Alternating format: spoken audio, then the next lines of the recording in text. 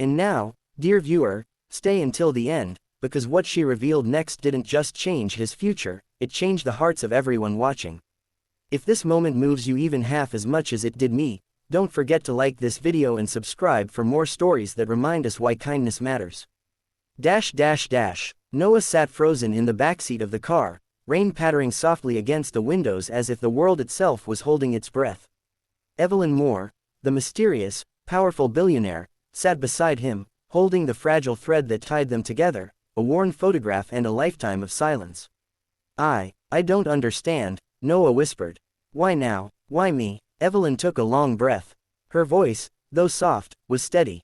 I searched for years. Your mother was taken from me when she was just a baby. My father forced me to give her up, and by the time I had the power to undo what had been done, she was lost in the system. I never stopped looking. By the time I found her, it was too late. Her eyes glistened. But she had a son. You. Noah felt the room spin. Just a day ago, his biggest worry was paying rent. Now, he was sitting next to a billionaire who claimed to be his grandmother.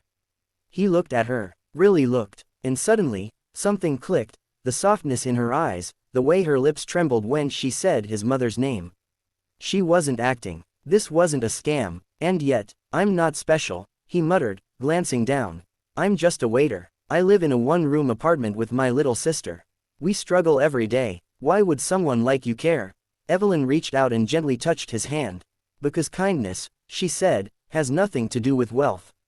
The day you gave me that coffee, you didn't know who I was. You saw an old woman, struggling, and you helped her. You reminded me of the daughter I lost, and the love I thought I'd never find again. They drove in silence for a while.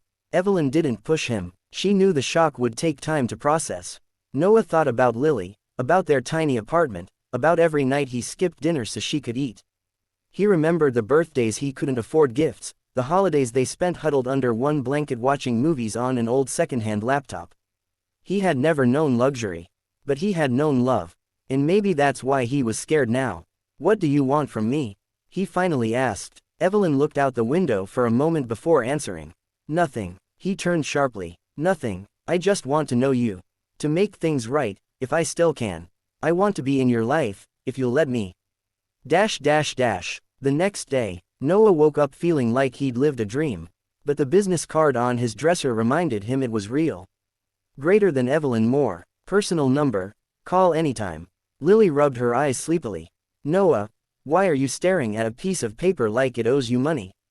He laughed. It kind of does. He looked at her, barefoot, messy-haired, beautiful little Lily, and realized something. This wasn't just about him. If Evelyn really was family, Lily had a grandmother too. One who could change her life. And yet, could they trust her? 1 week later, Noah decided to meet Evelyn again, this time with Lily. She wore her best dress, the one from her school play, and Noah borrowed a blazer from a friend. They met at a quiet garden behind Evelyn's estate, away from the flashing cameras and curious eyes. When Lily saw Evelyn, she ran to her and hugged her tightly without even asking. You smell like cookies, she said. Evelyn laughed, genuinely laughed, for the first time in years. They talked for hours. Evelyn told stories about Noah's mother, her daughter, and showed them photos from her childhood. Noah listened, quietly at first, then, with growing interest. There were gaps in his life being filled, pieces of a puzzle he thought he'd never find. Evelyn never mentioned money, never mentioned changing their lives. Until one afternoon, when everything changed. The will. A week later, Evelyn called Noah into her office. It was grand, bookshelves, paintings, a window overlooking the city, but her tone was gentle. I need to tell you something important. Noah sat across from her. Okay, I've been writing my will. And I'm leaving everything to you and Lily. He nearly choked. What? Evelyn raised a hand. Let me explain. I've spent a lifetime building this empire. But what good is any of it if it doesn't help the right people? You didn't ask for this. You never expected it. That's exactly why you deserve it. Noah stood up, shaking his head. I can't accept that. I don't even know how to handle a credit card properly. What would I do with a company? You'll learn, she said softly. And I'll be here to teach you. Unless you don't want me in your life. Noah sat down again, slowly. His heart pounded in his chest. This wasn't just about money. It was about trust, about legacy, about whether he could become the kind of man his mother would be proud of. He nodded. Okay, but only if we can use it to help others too. Not just us. Evelyn's eyes sparkled with pride. The next month, Noah's life began to change, but not in the way you might think. He didn't buy a mansion. He didn't quit his job right away. He kept waiting tables for another 2 weeks, until he had trained a replacement. Then, he and Evelyn began something new, a foundation in his mother's name, the Hope Initiative, dedicated to helping orphans, single parents, and kids who grow up like he did. Lily started attending a new school, one where she had books, music, and teachers who cared. She still visited the old cafe every Sunday with Noah, just to see Carla and the regulars. They always ordered 2 coffees, one for Noah, one left paid at the counter for anyone who needed it. He called it the kind cup. Evelyn's health began to decline quietly. The doctors said it was age, stress, and time catching up. She moved in with Noah and Lily and spent her last days telling stories, laughing, and baking cookies with Lily.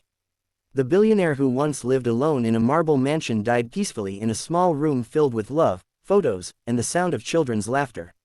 In her final letter, read at her funeral, she wrote, "Greater than, to the boy who gave me coffee when I had nothing, thank you for reminding me what truly matters.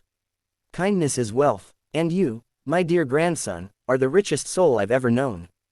6 months later, a reporter from a local news channel interviewed Noah outside the New Hope Initiative Center. "You went from being a part-time waiter to a billionaire's heir. How did that feel?" Noah smiled. "Honestly, the money didn't change me. Meeting her did. What would you say to people watching who feel like they don't matter?" He looked at the camera, heart full. "I'd say, you never know who's watching. You never know what your kindness might unlock in someone else's life. That one small act, like paying for someone's coffee, might be the moment that changes everything." And to you, dear viewer, if you've made it this far, I hope Noah's story inspired you. Because what started with one small act of kindness turned into a legacy that changed hundreds of lives.